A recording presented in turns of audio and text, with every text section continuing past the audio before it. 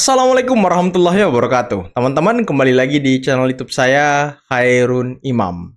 Gimana nih kabar kalian? Semoga kita semua selalu diberi kesehatan, kemudahan, dan juga limpahan rezeki dari Yang Maha Kuasa, teman-teman ya. Nah, di video kali ini kita akan melihat bagaimana Bung Pitra Romadhoni menyemprot, menghajar habis-habisan kuasa hukum dari TPUA, kuasa hukum Roy Suryo, yang lagi-lagi menjual ayat Al-Quran untuk memuluskan apa yang mereka lakukan. Untuk memuluskan dan membenarkan apa yang mereka perbuat.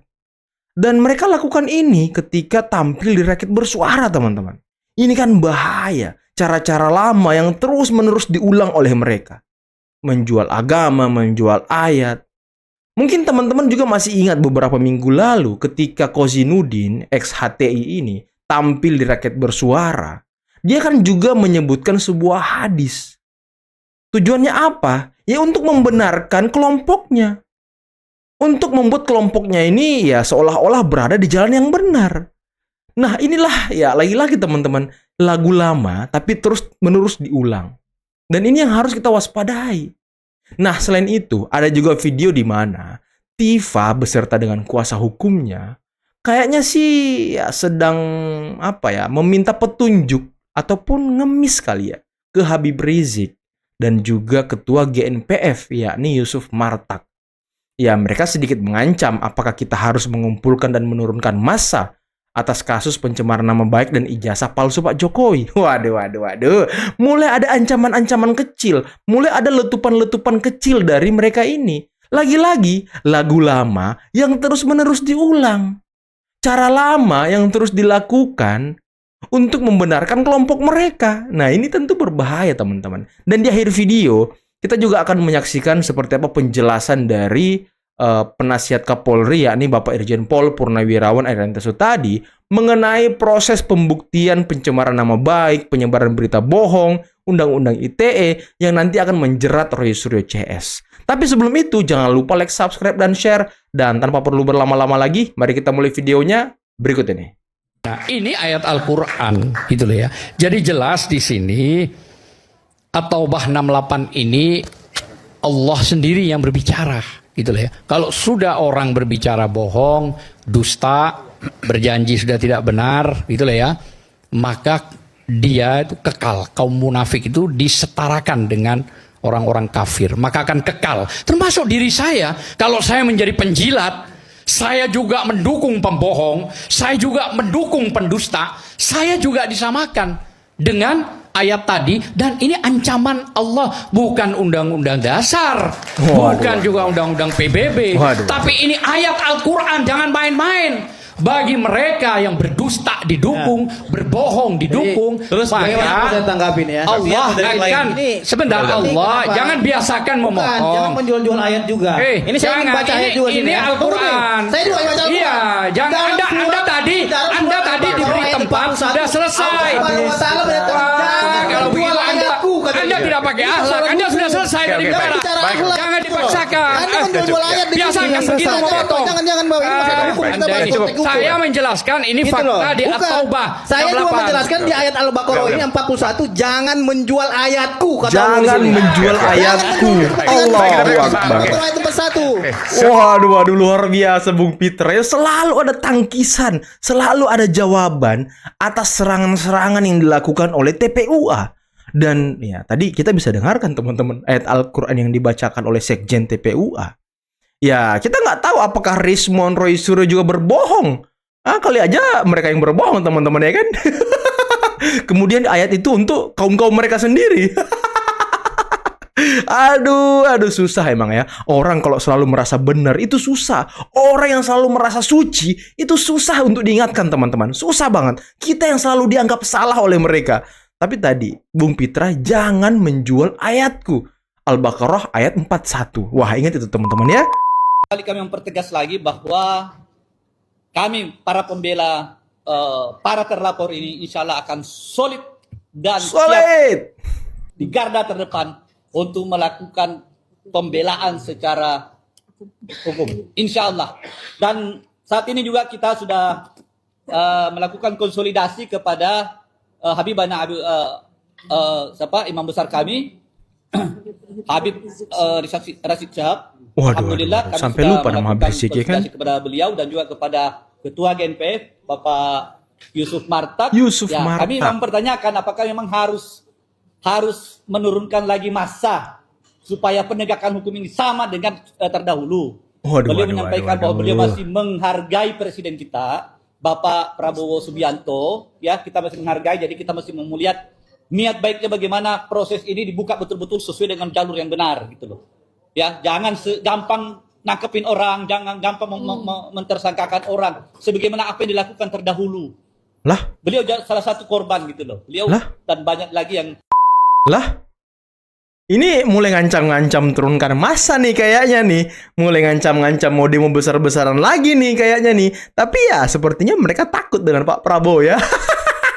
Apa kabar kalian di tahun 2019 ketika Pak Prabowo rekonsiliasi dengan Pak Jokowi? Kalian yang teriak Pak Prabowo pengkhianat kalian.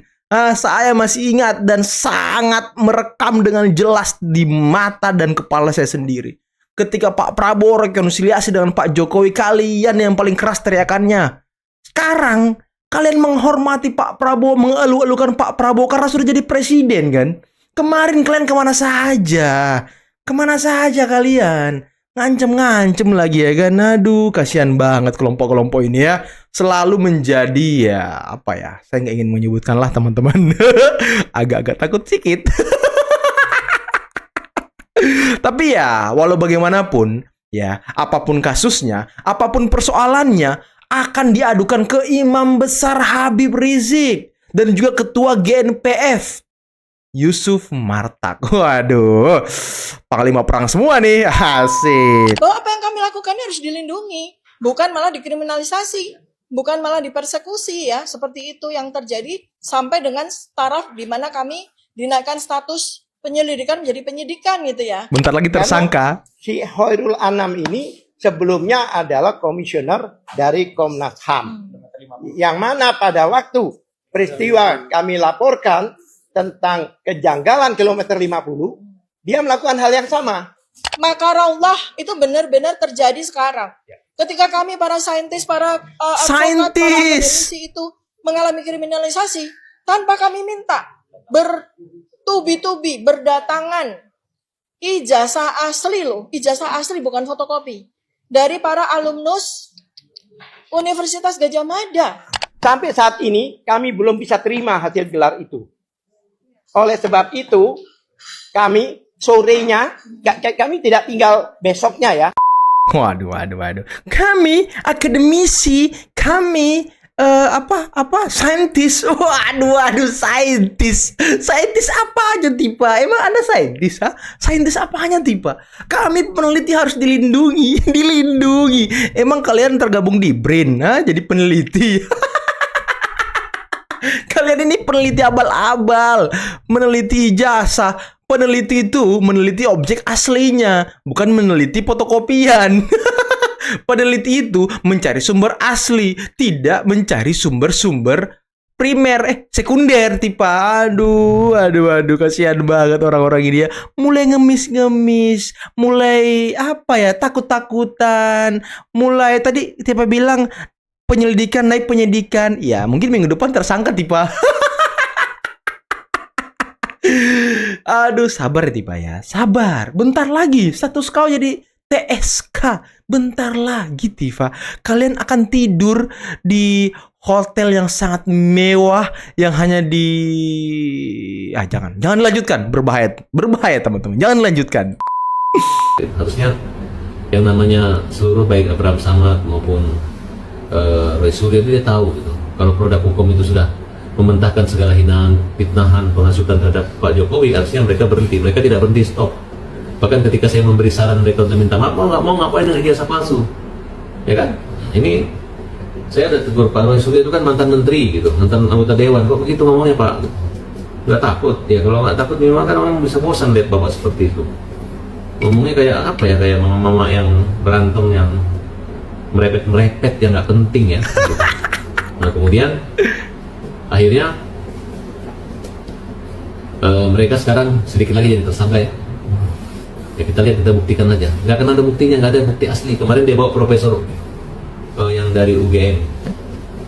Saya dapat informasi, ya itulah, diberi masukan yang tidak benar. Mungkin bapak ini udah tua, udah mulai pikun, sehingga Betul. yang keluar juga tidak nyambung daripada apa yang terjadi gitu. Misalnya Pak Jokowi jadi mahasiswa tahun 80-an, dia jadi rektor. Masa direktur tahun di atas 2000 dia bilang Jokowi mahasiswanya, kan itu nggak mungkin.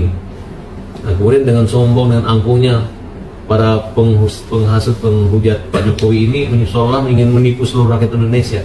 Saya yakin ini adalah satu konspirasi karena faktor ekonomi gitu. Karena sudah tahu Faktor salah dan ekonomi. minta maaf. Mungkin sudah terlanjur dibayar dan sudah mendapatkan honor, sehingga dia nanti takut diminta kembali uangnya gara-gara tidak sesuai target itu. Nah, makanya saya bilang ke teman-teman, segeralah kalian Tobat. minta maaf gitu. Nanti saya bilang sama Pak Presiden Jokowi, ya, saya bilang, kenapa Pak Jokowi itu walaupun bukan presiden, dia adalah ayah dari wakil presiden. Tokoh Orang bangsa. menjadi presiden tuh guys, itu kebal hukum ya guys. Itu kalau pensiun 5 tahun dikasih rumah harganya ratusan miliar guys. Ya, kalau dia perang ingin menyumbang, memberi hibah, melakukan satu kontrak, bahkan kontrak tambang pun bisa tanda tangan presiden. Nggak bisa dilaporkan itu melanggar aturan hukum dan lain sebagainya, sehingga contoh Freeport lah gitu. Nah, dan udahlah, kalau kalian mau kebal hukum jadi presiden, ini hukum apa yang dilakukan oleh atau dilanggar oleh presiden kita? Tidak ada, ya, tidak ada. Tidak ada, teman-teman. Dan menarik tadi kata Bung Farad Abbas. Ya, mungkinkah mereka ini sudah cair anggarannya, makanya kekeh terus, nggak mau minta maaf, nggak mau inilah, nggak mau legowo lah, nggak mau mengatakan kalau saya salah, nggak mau, teman-teman. Tetap kekeh, tetap berjuang, yang katanya mereka di jalan yang benar gitu ya kan. Tapi kayaknya sih memang ya udah cair, teman-teman. Ya bagi-bagilah Rasulullah, bagi-bagi, jangan makan sendiri ya kan.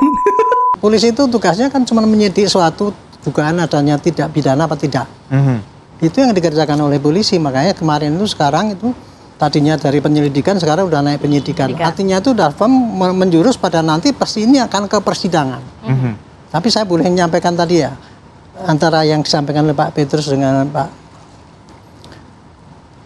gini, kalau untuk masalah pencemaran namanya, LP pencemaran namanya, itu gampang tuh menyelesaikan. Kalau Pak Jokowi mencabut, selesai urusan itu.